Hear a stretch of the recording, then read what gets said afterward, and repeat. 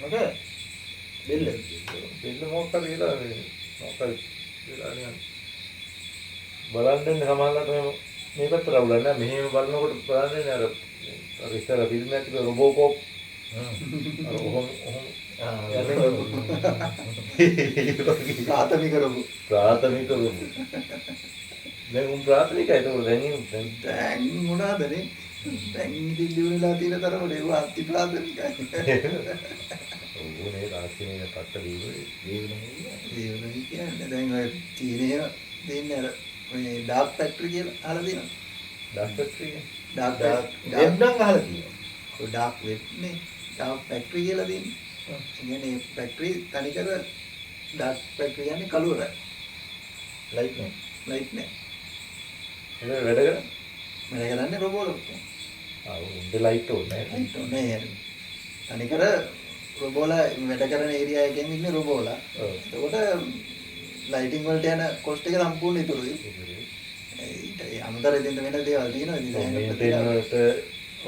දැන් මිනිස්සු වැඩ කරද්දී තියෙන ප්‍රශ්න තියෙනවානේ මිනිස්සුගේ අයිතිවාසිකම් වෙනුවෙන් මේ යොදවන්න ඕන දේවල් ඔක්කොම නැහැ අනිපාරක්ෂක කටයුතු ඒ කිසි දෙයක් නැහැ ඒ කියන්නේ ඉලිමිටින් ගත්තාම ෆැක්ටරි එකේ සාමාන්‍ය මිනිස්සු වැඩ කරන ෆැක්ටරි එකක් හදන ඉතින් භාගයකට වඩා අඩු ඉඩ හදන්න පුළුවන් ඊට වැඩි හොඳ ප්‍රොඩක්ෂන් එක කියන්නේ දැන් කොහොමද වැරදි අවමයි මිනිස්සු වැඩ කරද්දි දැන් පොඩි කේස් වෙනවනේ එතකොට අහක දාන්න වෙන ප්‍රමාණය ඒවා ඔක්කොම ඔඩුයි අනිත් පැත්තට දැන් පැය 24 වැඩ කරන්න පුළුවන් non stop වැඩනේ වෙනසක් නැහැ මිනිස්සුන්ට ඒ ෂිෆ්ට් එකක් නැහැ මොකුත් නැහැ රොබෝලා හාද ඔන්න රොබෝලා. චීනේ ඩාර්ක් චීනේ නෙමෙයි මෙහෙ ගෙනාවනේ රොබෝ කෙනෙක් ප්‍රදර්ශනයකින් ඉදරට.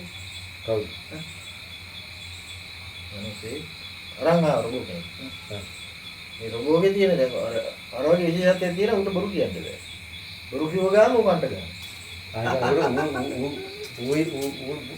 බොරු අල්ලන්නේ බොරු අල්ලන්නේ. බොරු අල්ලන්නේ ඊට පස්සේ පොරට අරන් ආවලු ගෙදෙට්ට දැන්.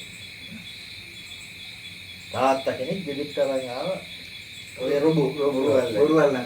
දැන් කියලා දැන් ගෙනල්ලා දැන් තියලා මෙයා කරනකොට කොල්ලා ඉස්කෝලේ ඇවිල්ලා එනවා දැන්. පුතා. ඇවිල්ලා දැන් ආත්තේ මගේ ලකුණු 98යි ගණන් වලට කිව්වා. ඊනකොටම පටෝ ගන්නේ. කොල්ලා දන්නේ ඕක. කොල්ලා කෑවා ඉස්සෙල්ලා. ඊට පස්සේ දැන් පවුලත් ආවලු දැන් මොකද්ද මේ සද්ද කියලා. ඊට පස්සේ අනුසයගලු ඕ පුතාගේ වැඩ ලකුණු 98යි ගා බුරුනි කියලා දෙන්න ආවුනා ඉස්සෙල්ලා රොබෝට. අම්මා ගෝලු ඉතින් ඔයාගේ පුතානේ කිව්වා අම්මට කියනවා අරුණ කියන්නේ හිතෙන්දදී රොබෝට් කියලා මාත් කනේ පාරක් ගාම මට තව එකක් කියනවා කොහොමද අම්මගේ පුතාගේ දෙන්නගේ මොරේ පාරම ඒ වගේ කතාවක් තියෙන රොබෝ කතාවක් නෙමෙයි එන්නේ තියව පරම කතාවක් රොබෝටට කලින් කතාව. ඒකේ අර වගේම ස්ටෝරියක් තියෙනවා දැන්. ළමෙක් මේ ළමෙක් ඉන්න ඉස්කෝලේ මේ ඌ හරි අහිංසක ළමයෙක් උඩට හැමෝම මේ උඩ කරදර කරනවා. කොල්ලෝ ගහනවාලු ඉතින් අහිංසකයෝ ඉන්න හැමෝගෙම ඉතින් ගුටි ගන්න ජාති ඉන්නවා. දැන් සිංහලෙන් කියන්නේ බුලි වෙනවා කියන්නේ. අන්න බුලි වෙනවා කියලා. බුලි වෙන්නේ. උඩට දැන් ඉතින් ගහලා මේ ඉස්කෝලේ කොල්ලෝ දැන් ඉස්කෝලේ හැටත් ඉතින් ඔය ටිකක් කැලෑවක් වගේ තියලා මේ කොල්ලා ගිහලා අඬනවලු දැන් මා ගහක් යද්දී. අඬද්දී ඔන්න ගහේ අර රුක් දෙයිය ආවලු. ගහේ රුක් දෙයිය ආවලු. පවුනේ පොඩි එකක්.